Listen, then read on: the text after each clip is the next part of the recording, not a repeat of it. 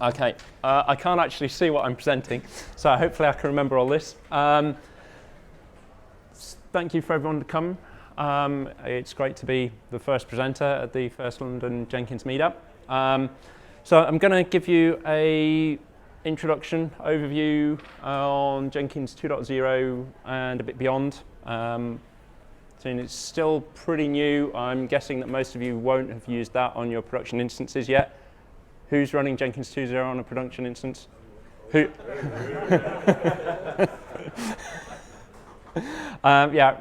So most of you won't know me. My name is up there, James Nord. I'm a software engineer at CloudBees, and we provide enterprise solutions on top of Jenkins open source for management at scale. I am one of the tech leads on the platform that we do. I've been involved with Jenkins since it was almost born out of Sun. I was one of the first users, so I've been using it for 9 years as an administrator and a user and a plugin author. If anyone wants to grab me, the Twitter handle is there. I generally don't put that much of interest up on Twitter, apart from moaning when people like BA don't let me on flights on time and things like that. So, about Jenkins. Does anyone need me to kind of go over this slide? Okay. So it's not a continuous integration server. It is a extensible automation server. So it's automating anything, and it's not just about continuous integration anymore. So as I've kind of mentioned, we're going to discuss a little bit about why Jenkins 2.0 exists, what Jenkins 2.0 is, and touch on the road beyond 2.0. So, yeah, most of you know. Who doesn't use Jenkins? All right, let's skip that part. So, when you install Jenkins prior to 2.0, you installed it and you started it up and you went, okay, now what do I do? You get a lovely welcome page that says create jobs. It's brilliant. And we helpfully installed a load of plugins that nobody wanted because nobody uses CVS. A few of you might use Subversion. You might have moved off. Ant, I love Ant. Maven. JUnit is actually still popular, so that one was useful for people. And a lot of people use LDAP as well, so that was good. Nobody used PAM authentication. Some people used Windows slaves. But for the majority of users, they installed that and it didn't give them anything of what they wanted because they were a C++ shop, and that gives them actually nothing for C++. So you then had to go off and kind of find the plugins that you wanted and then get them done. And then you go, right, I can now build and release some software. But it's not just build and release software anymore. It's more into pipelines. So you actually have code changes.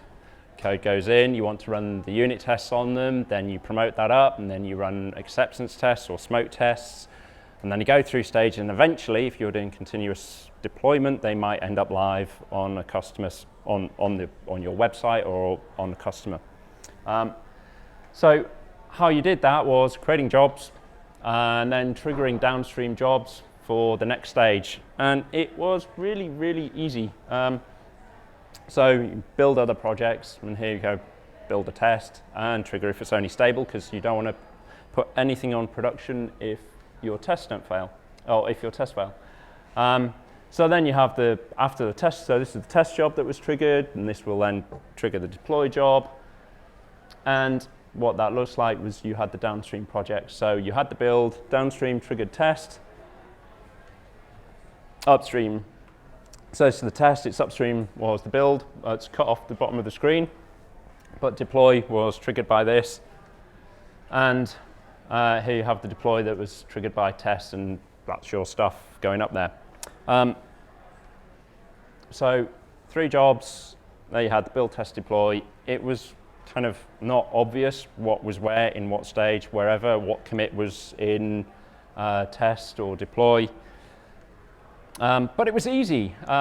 It's easy until you have a complex pipeline and you have lots of, not just a linear pipeline of one thing, but you have multiple things coming in that form a bigger product that get amalgamated. So kind of individual parts of a web app which would go in together to make a big web app. But you had all of the options you could ever want, and it had been like that for pretty much a decade. So ever since I started using Jenkins, that was pretty much it. It's very low maintenance, so most people set it up, install it, and you install Jenkins once, you set up your pipeline, and you set it and forget it. And the reason you set it and forget it is because the person who set it up is the only person that understands how it works. So pipelines were becoming more and more prevalent, and it just didn't scale in Jenkins 1.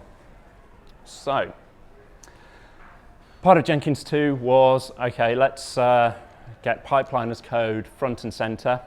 The other themes were the user interface was a little bit dated, so the user interface was improved, and the out-of-the-box experience was improved. So we wanted to be a little bit more secure by default. So rather than just starting up the server and letting anyone who could publicly access that Jenkins server do absolutely anything to your machine, if you ran it as root, and nobody should ever run Jenkins as root, but if you did, they would then be able to create jobs and run anything as root.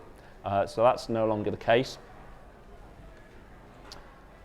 So I think most of this is probably going to go over the pipeline as code. So a few of you may, may have seen this before. Who has used the pipeline plugin? Who has used the workflow plugin? Who is confused about the workflow plugin and the pipeline plugin? Right, so the workflow plugin got renamed to pipeline for whatever reason. Pipeline is more modeling kind of what it does. So the pipeline plugin introduced a new type in Jenkins, and rather than have the model of all your jobs littered in Jenkins config on all the dependencies and what chained, what was built before what, you can have all of that in a simple file in your source repository. So that means that you can code review it. It means you can see it in one place and understand it, and it's not opaque, and it can live with your source. The other thing that workflow, I'll have to put $2 in the fine jar for saying workflow. The other thing that pipeline will do is survive Jenkins restarts. So with your freestyle job, if you were in the middle of a 3-hour test job, and your Jenkins master was restarted, when it came back up, your 3-hour test job would need to be restarted. With pipeline, if the master goes down, for 99% of the cases, the pipeline will still be running and it will pick up from where it left off. That isn't that it will start that step again, so it won't run another shell script if it was in the middle of running your test shell script. It is still running that shell script when it went down, and it reattaches to continue. And it's extensible, so you can extend the DSL with your own steps. That doesn't need to be a plugin. That can be Groovy. So say you are a large enterprise organization and you have a deploy, everything you write is a web archive, and you have a standard deployment that is take this web archive and you put it to some server with some credentials and ... And the only thing you need to know is the application ID. Everything else is fixed. You could actually write a step that said deploy and takes an application ID and the WAR and provide that to all of your engineers. Can you hold your mic? Can I hold it further up? Oh. Yes.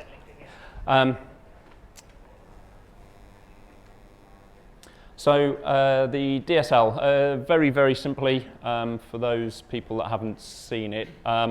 So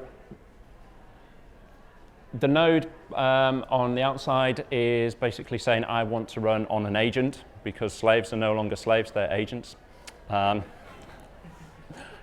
Jenkins 2.0 terminology change. So you have a node, and in this case we're inside here, we're looking for something with the label of Docker, just like you would say restrict where this can run in a freestyle job. We're saying we want to have something that's got the Docker label. Here we have a checkout SCM. That's a little bit of magic for a multi-branch job, which I will probably mention afterwards. But that will check out your source that triggered the build. You can then run a shell step, which will get the git commit associated with that and run that through read file to get the short commit hash. Then you can start, we have a build, but before that we've got a stage that will identify a block within a workflow, within a pipeline. And you'll see there's first-class support for Docker. So this will, within the workspace of the code that you've just checked out, look for a Docker file. And then it will build that Docker file with Docker and assign it a tag, which in this case would be Jenkins CI in for a bind, and then build with a build ID. Once that's done, we can then move on to the stage, which is deploy. And our deployment here is just pushing that image. So that will push the resultant image that was built up to a Docker hub. There is a rather large DSL reference. There is a link in the pipeline when you've installed it. On the left-hand side, there'll be a pipeline DSL link, which will take you to this page. That will list all of the plugins that are installed on your Jenkins, along with the syntax for them. So here you can see the checkout step that I was referring to earlier. It's just taking a single argument of SCM. And that is updated as you install new plugins. So what's also not so much new, but recently open sourced. So this was a CloudBees proprietary piece of software to enable you to view all the stages for a pipeline. So this is now open source.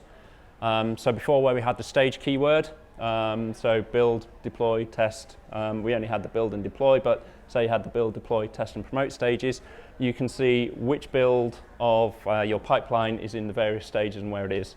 Everything's hunky-dory green here, which doesn't match reality ever. We all know that. So this is more like reality.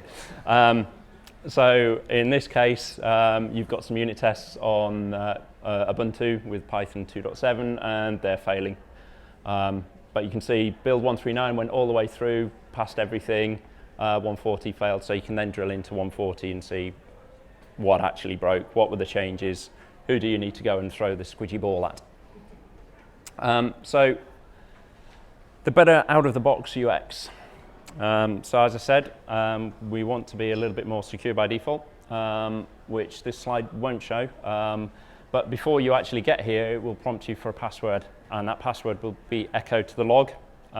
If you're upgrading, you won't see that unless you haven't set the security realm. If you've already configured security, it'll bypass it and just ask you for the admin. If you haven't done that and it makes you ask for a password, really don't run an unsecured Jenkins instance. It's bad. So there is a set of recommended plugins. They have been updated, so that now includes things like Git, Pipeline, and a JUnit. I don't remember the full list off the top of my head. But you can also customize your plugins. So with this, you can actually customize your plugins to install no plugins, which will give you a Jenkins, which does nothing. But if you don't want any of the recommended plugins, and you've got some in-house ones, that means you don't have to have the CVS plugin just sat there waiting to cause you some issues at 9 o'clock at night or just before you're doing a release. So once you've selected, it'll go through the new install, and you'll actually see what is being installed. So this is not just what's being installed. This is kind of what you asked to be installed, but it will also show you all the dependencies as well that are being installed because of it. So you can actually see here, if you didn't want the icon shim plugin, for example, you'd be able to see that, okay, that came from the markup formatter plugin. And there's some more user interface improvements. So for those of you that aren't quite ready to move over to the pipeline world, for the job configuration screen, that has been overhauled. It is similar but different. So you've got not tabs. I don't know how to describe them. Scrollopsy might mean something to you web people, or scroll spy. They're kind of like tabs, but they're not tabs because everything's shown up here and it just scrolls the page to the relevant bit. So if you just want to kind of go and do a post build action, click on the post build action and it'll scroll down to the right bit. You've also got a find. So if you're not sure where that option is buried under some advanced tab that you set and you need to find it, if you type in the find, you'll get a highlight and it'll collapse away the bits that are uninteresting for you. So the new item page as well has been overhauled. I don't think I've got a screenshot of that, so now rather than just having a bulleted list with radio box, you've got more of a graphical thing with a bit more of a description about what everything is. If you have a lot of plugins installed that provide different types of jobs, then it will categorize up your jobs. By default, it will only do that if you've got more than 3 things in 3 different categories. So you can kind of quite easily find the job type that you want rather than scrolling through. Consistent terminology, so I've already mentioned that agents are now agents and not slaves. And it is a drop-in replacement for 1.x. There is a possibility of some small regressions, but it is designed as a drop-in replacement. It should just work out of the box. So I'm thinking that probably a few of you here will have already tried the 2.0, not in production, but just spin it up just to have a go and see what all the buzz was about. So what you won't know is probably the road beyond 2.0. So the user interface has gone as kind of far as it can with the technology. It is hampered by being backwards compatible with all the existing 1,000+ plugins that are there. So there is a new project, Blue Ocean, and that is going to basically take what you think of the Jenkins UI or UX and completely replace it. It would give you managed kind of persona type views, so a developer view, an admin view, and showing what is important to you. As a link there, it is currently a tech preview. You can run it on your production instance. I'm not sure you'll get much support. Just to show you the example, or an example. So this is a kind of a view for a developer, and you can see this is for a specific pipeline. So on the Jenkins Blue Ocean pipeline, you can see everything. So build 420, 421 failed, 422 was unstable. What branch it was on, the commit message that was associated with it, how long it took.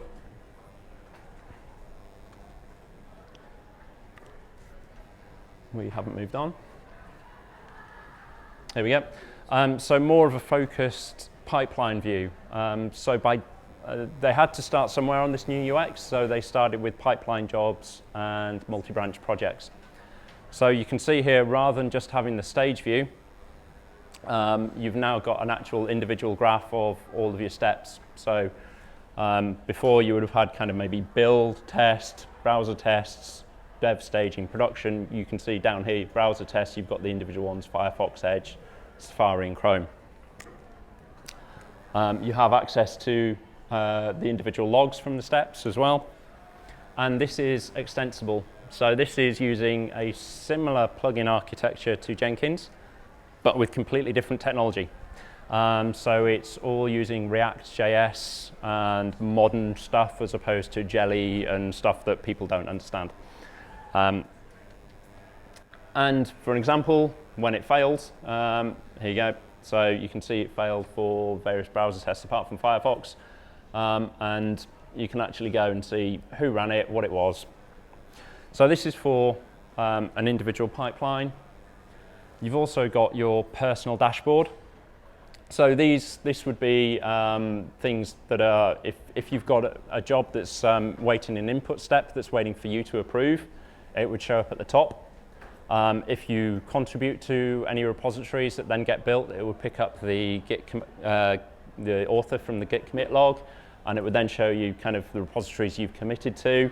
And you can also favorite pipelines as well, so they will show up. So if you maybe are a tech team lead and you don't get to do as much coding as you want, but you are responsible for a certain pipeline or a QA manager or something, you can favorite that pipeline and it would always show up. You've obviously got the show more, which will drop down, but it tries to prioritize what to present based on what you actually want to see, what you're interested in. So that was a bit on the UI. So the other things that came out of the 2.0 retrospective, when 2.0 was being planned, there was a whole host of stuff. Just like, yeah, we get to change this and we get to change that. Oh, we can do this. Oh, and everyone's kind of wish list came out, and we got to do about that much. So the bigger kind of things got put on hold, and kind of the weekly incremental release where everything's backwards compatible kind of has meant that you can't make the big changes that you want. The user interface as well, that was shown that we can't change it, we can't really extend it, so Blue Ocean was born out of part of that. So what I'm going to discuss here, there is no commitment from anyone to ever deliver on any of this. It may happen, it may not happen, but it's the current things on where thinking is. So the themes being more continuous delivery, continuous deployment support, scalability and availability, and continued focus on user experience and extending out Blue Ocean. So on the continuous delivery front,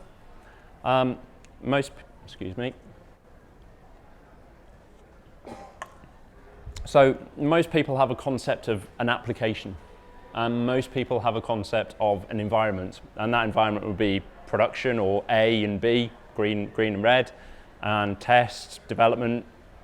And so we want to be able to actually model that, so you can actually see that first and foremost. When you go to Blue Ocean, you'll be able to see, actually, as a ops person or support who's suddenly getting tickets, I want to see what happened on the development platform in the last hour. And so be able to link that in because Jenkins would know about this environment. Also more asynchronously to let Jenkins know what happens to one of those environments. And it's not just about Jenkins doing something to one of those environments. It's linking back from that environment into Jenkins to say, hey, this happened. So Jenkins can then link it back up. And then, as I said, so expose what's in an environment. So not just knowing that this happened, but be able to see what was the difference between this point in time and this point in time. Sorry. Can you hear me again at the back? So want to grow the data set of what Jenkins knows about that application environment. Close the feedback loop from production with some more monitoring and alerting. Scalability and availability. So currently everything resides on the master. All of your build records, all of your fingerprints, all of your artifacts, all of your job configuration. And if you start scaling Jenkins and adding lots and lots of jobs, at some point you are going to hit scalability issues because the disk access from that master to wherever it's going isn't going to be fast enough for what you want to do. So we want to reduce the local disk dependency on the master. So this is kind of the current thinking is storage pluggability. So you bring your own data backend. That could be a database. It could be some form of magical flash storage. But it would be abstracted away from currently everything being a file on the master. So you can replace, implement a plugin. If you were going to S3 rather than having to pull everything back from the agent to the master, the agent could upload it directly to S3 and it would be available on S3.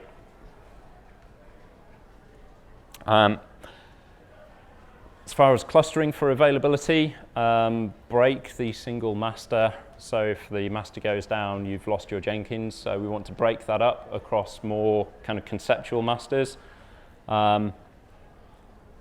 So one thing as well is upgrading plugins. If you upgrade plugins, you need to restart Jenkins. So we want to try and break that dependency for hard downtime. So then your downtime is pretty much something's gone wrong on the infrastructure. So still kind of running as a single instance.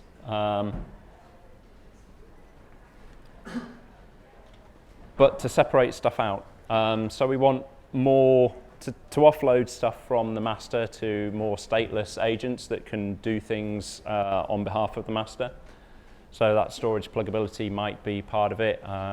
You might have the storage agent running somewhere that would handle uploading stuff to S3, and you could have N of them. So if the agents couldn't speak directly to S3, then it would go to one of these stateless components, which then manages the upload. So if something breaks in that plugin, it's going to take down just pushing up to S3 rather than taking down your complete master. So get involved. Things are changing. We'd love to have more people in the community help out.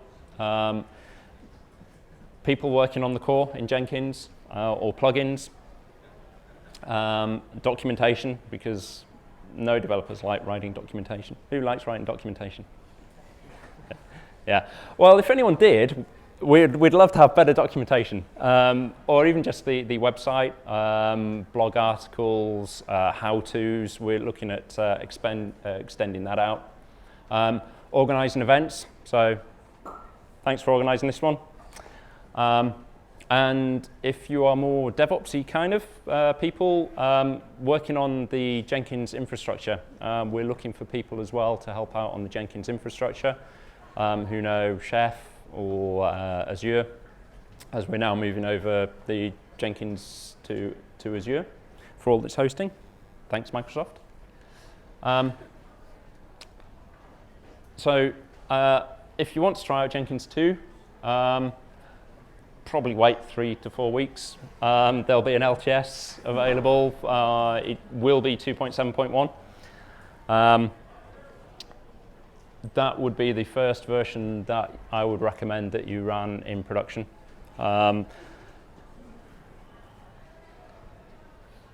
There is also a conference coming up for those of you who have nice managers that let you go off to California. There is a 3-day conference in Santa Clara, California, USA in September. 5 tracks, 50+ sessions, and more importantly for management approval, there will be some training before that conference even begins. So if you want to swing by for some training, more information on the link there. I will put a link to these slides up on Twitter, and it'll probably go on the meetup page afterwards.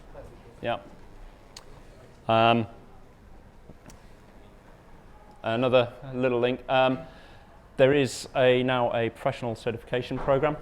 So if you want to get recognized for your Jenkins expertise within your company, or if you're thinking of moving and changing companies, it's 2 different certifications available, one for open source and one for the CloudBees platform. Yeah, wait 3 weeks. Yep. So how migration from Jenkins 1 to Jenkins 2? It's replace the wire and start. It should be exactly the same as you going from one LTS to another LTS, or from one version of 1.5580 to 1.581, which are both very old and nobody should be running. If I wanted to kind of automate the installation of Jenkins 2.0, because now you have the administrator password screen and say the kind of recommended plugins, is there a way to kind of automate that process, or? Yes. I have another question. How do you do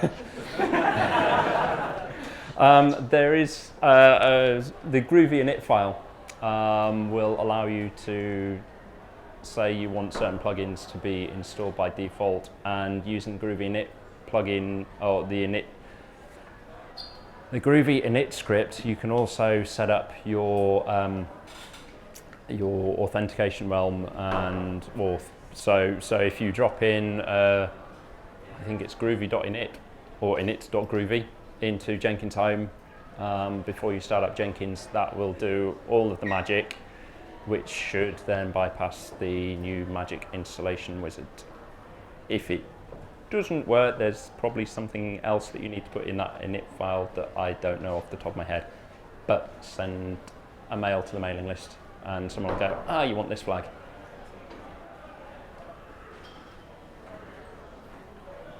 Any more for any more? So going back to the plugin and using it on the Jenkins right now, if it's an old plugin that hasn't been updated, I think it's not usable inside the plugin. Depends on the plugin. James, in the interest of others, can you repeat the question, please? Sorry, yep. So the question was, if you've got an old plugin that hasn't been updated in a long time, can you use it in pipeline? Depends on the plugin is the only answer. Some plugins you can. So there is if you have a build wrapper, you can just run there's a step that will wrap a build wrapper for pipeline, so you'll be able to use that. For build steps, you generally would need the build step to implement a new API. So if there's a plugin that you want changing or want to use in pipeline that you can't, raise a bug against it, and there is a tracking meta, either a Jira for it, or there's a file in the pipeline repo that says this doesn't work. So just kind of, I think it's compatibility.md. So update that and raise the Jira, and hopefully someone may look at it. Or you can polish off your Java skills and fix it.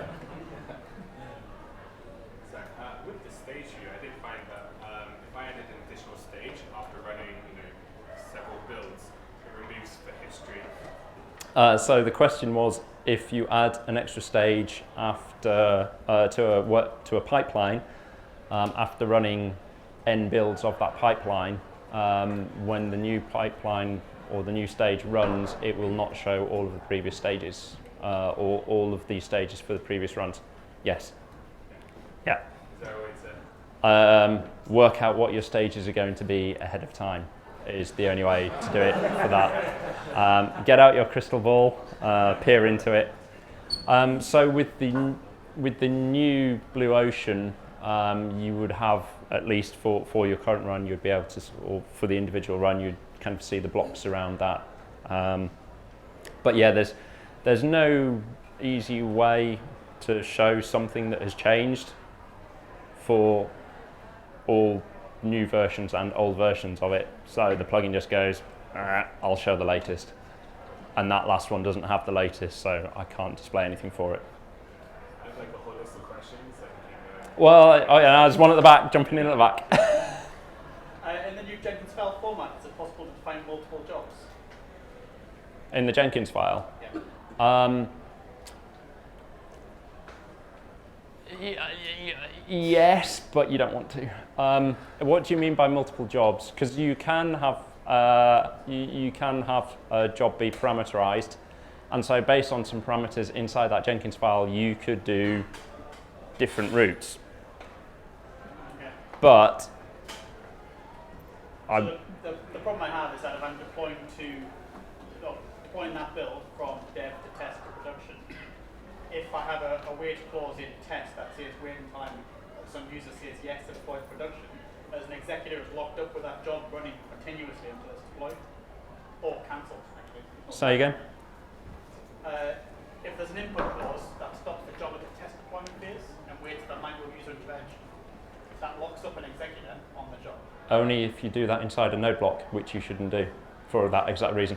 Sorry, the question was being able to define multiple jobs, because if you had an input step that would wait for approval to deploy something to QA, it would lock up that executor, so the QA executor, until someone had gone yay or nay. And so your input steps, if you should architect the build so that your input steps are outside of any node blocks, or any resource holding locks as well, if you've got any other resources using the resources plugin or anything like that, so that you don't hold on to those for an amount of time so that other jobs are free to run. From your personal experience, would you recommend running Jenkins 2.0 in a Tomcat container, or it's I hate Tomcat. The question was, should you run Jenkins 2.0 in Tomcat, or, and I just blanked the rest of the question at that point. No, I have spent too much time debugging Tomcat that is doing weird stuff with chunking to find out that it was an old version of Tomcat, and it was actually Tomcat's issue and not Jenkins' issue. And the change logs for Tomcat had nothing about chunking changes in, but an upgrade to Tomcat changed it and fixed it, but introduced different bugs in chunking that I just don't like Tomcat. Use the inbuilt Jetty container. So have you improved the logging inside Jenkins to debug Jenkins if there's an issue? How do you? Well, the reason for Tomcat is the additional logging when Jenkins goes tits. So What additional logging? Well, it tells you everything what's happening. Whereas that's the only reason we use Tomcat is because sometimes Jenkins, they are not inside a Tomcat container. We can't find out what happened when the thing doesn't want to run. So that's our only main reason for Jenkins inside Tomcat. So the question was finding out what's going on with Jenkins when it won't run. Presumably won't start up? No, just jobs or something just crashed. If something's stuck, then I always fall back to the standard Java tools, so JStack, which will tell you if something's blocked, or things like that. If the web UI is up, you can get a thread dump from Jenkins itself. Jenkins also, if you install the support core plugin, will create support bundles for you which contain all of the logs from all of the slaves and Jenkins itself, and you can always tune the login as well. And by default, most platform-specific startup scripts for the Jetty hosted container don't set up access logging. So if you set up access logging as well with that. Does that cover? I'm not entirely sure on which part of what Tomcat would give you when it doesn't start. We have this argument in-house continuously. We've got half people for each, so I just want to make it better. Yeah, my opinion is to not use Tomcat. Yep. So I've noticed if I create a pipeline script, if I type it into Jenkins, I can use all the sandboxed methods. You've already told me not to use sandboxed methods. But if I commit the same script to source control, check it out and try and run it, there's no way I can approve it and say, yeah, I'm happy with these methods. I'm on pipeline 1.14, so that might be my issue. But if not, if this is by design, why is it that way? I'd quite like to keep my pipelines in source control. So all of the scripts in source control should run with the sandbox enabled. You shouldn't be able to turn off the sandbox, if I get that right. So it should fail if you've got something that's unapproved, but it should then prompt the administrator to approve that method that's failed, which you can then go in and approve it. So when you type it in, you've got an option underneath where you type in the DSL, which is run in sandbox or not. If you're not running in the sandbox, you get different behavior because you potentially might be an admin on your Jenkins instance. And so when it loads up from from the source control, it's not using you as a admin, it's using a untrusted user. Okay. So I find myself in a position where to get around that, I have to use the job DSL plugin to get my pipeline script from source control into a position where it can run as privileges as these. So I've probably missed something. You shouldn't have to use the job DSL plugin to get around that. You've probably missed something. Yeah. And it should be within the Manage Jenkins, there's a script approval section, and in there should be some methods that are saying these things are awaiting approval. Yeah. And so you just need to approve them. If you are approving method signatures in the script approval thing, think carefully before you approve stuff, because if you approve the wrong thing, it can mean an untrusted user can do whatever they want on your Jenkins instance and completely bypass security. Is the pipeline plugin the default way forward, or we going to have the way So is the pipeline plugin going to be the default plugin on the way forward? It is where certainly CloudBees are investing a lot of engineering effort. You saw the Blue Ocean UI. That was it only supports pipelines at the moment. So there is more work to support the freestyle jobs. Maven jobs probably won't be supported unless someone from the community comes up and does the implementation.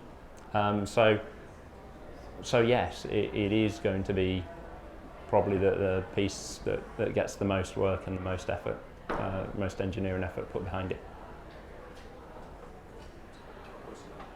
In terms of Jenkins and Docker, what is your view on like scaling horizontally?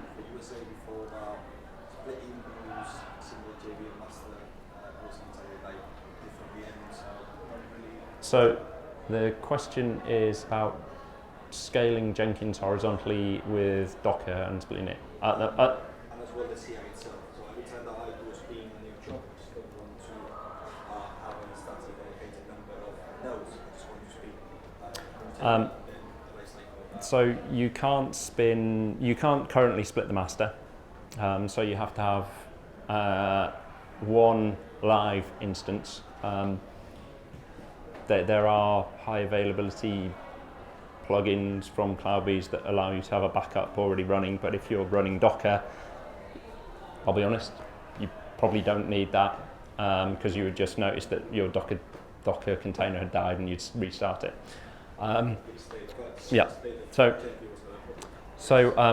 for the state of Jenkins, but if you're using a high availability plugin, you need to have the storage mounted, which would mean for Docker it would be a volume anyway. So if the volume was corrupted, you're out of luck anyway. As for spinning up agents for builds on demand,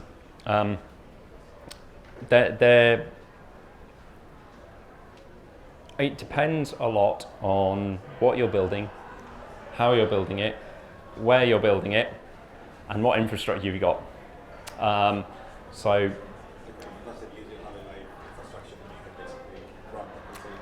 It is, but you also, if you're not careful, when some developers check in some stuff with a Jenkins file that just goes mad, it will consume absolutely all of your resources because you're generating agents on the fly for them because it's unbounded.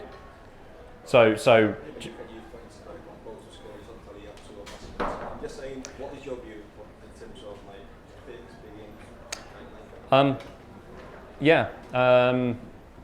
So at CloudBees for our products, when we're building it, we have Elastic slaves. We spin up slaves on demand for us, but we only have one type of slave. All our other types of slaves for Windows builds, macOS builds and stuff like that are fixed. So if we need more macOS things, we actually have to go and buy another macOS box and wire it in with the agents. But for if you can and if you're if you need the well, if you're predominantly Linux based, then you can just use a scaling a cloud that would just give you stuff, and then use Docker to actually abstract stuff away if you wanted an Ubuntu box versus a CentOS box, and you can do that within the pipeline with Docker.inside. I would say that so the next challenge or the next question will be about running Docker inside Docker. So let's say you've got your container running Jenkins, and then you want to from that container being able to stream new containers. So if you just point it back out to the Docker daemon outside. There are plenty of blogs on Docker in Docker. It's quite different. Like I was Yeah. saying, it's not nice to Yeah. So I think for me at CloudBees, it's AWS. So we don't generally have that issue, and our slaves aren't Docker slaves. You mentioned Mac slaves. I found it easier to set up Linux slaves in Jenkins, but not as easy to set up Mac slaves. Is there anything changing with Jenkins? So the Mac slave was pretty easy. Having said that, it's the way I set it up was because of the way our environment is that we run, that isn't just a pure standard Jenkins environment. But basically it's a JNLP slave, and there is a script running. It's one of the system init things on macOS, which I can't remember what it is. I can probably dig up the details. It lives in somewhere macOS-ish. I'm not a Mac person. It works. I think it's pretty similar to systemd or Upstart, in that you just create the scripts and put it there, and when the machine starts up, it starts up, and if it crashes, it restarts it.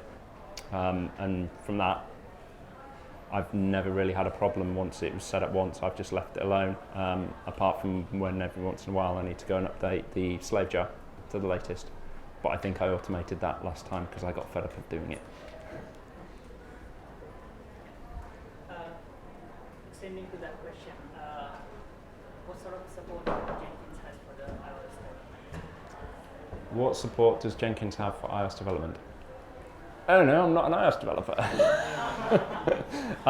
There is an Xcode plugin, so that exists. Anything that you can, if you can run it on the command line, you can run it in Jenkins. Or you should be able to run it in Jenkins. So as long as there's a command line interface for you to compile, it should work. If you want more than that, I don't know, because I don't write iOS apps. ACL for pipeline stages. So for example, as a stage deployed to production, as a developer, I might want to kick off the initial pipeline stages to build and test code, but then my product manager might want me to be able to deploy that to production without these checks. So the question for those at the back was support for ACLs for the various stages, so that a developer build doesn't go automatically through to production, and to make sure that it gets management approval. So there is the input step. You can limit that to a user or a group, so that only a user or someone that is in a group can approve. That's defined in the Jenkins file, which is kind of means that your developer can change it to get around it. But use your source control tool to lock down that Jenkins file so that it needs approval from management, so that the manager can actually see what you're doing as part of the code review, or at least it's because it's gone through code, because it's in your source control, it is at least audited to see that someone did something bad. Generally, I think with DevOps, there's trust. If you haven't got trust, you can't really do DevOps very well. And so you would have the ops team sat in as part of that. You can separate out the jobs. So you can kick off another job based on from pipeline. So you could kick off a deploy to production job that was from a separate repo that you passed in your RPM or your whatever deployable thing that you've got as an argument, and it could pull it from that and then wait and sit for approval from the manager. There are benefits to that, and if you're in the Docker world, there's benefits from building your Docker image in that same bit as well, because then if you have a security issue in your base Docker container or the base Docker image that you're putting your product into, you don't need to rebuild your product to be able to rebuild the container to be able to have that security fix to deploy to production. Swings and roundabouts. Any other questions?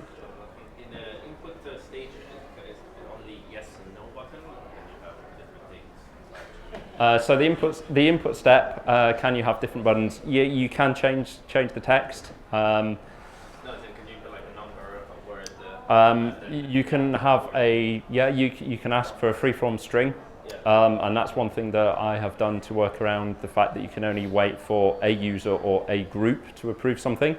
So we actually had multiple users that weren't in the same group that wanted to approve something. So rather than doing it that way, we told them a magic string, and if they don't pass in the magic string, it just goes back and loops until someone enters the right magic string.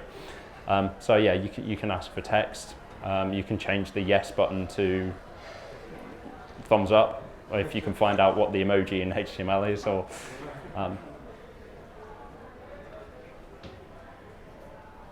anyone else? No, that was a head scratch. Okay, well, thank you very much for listening.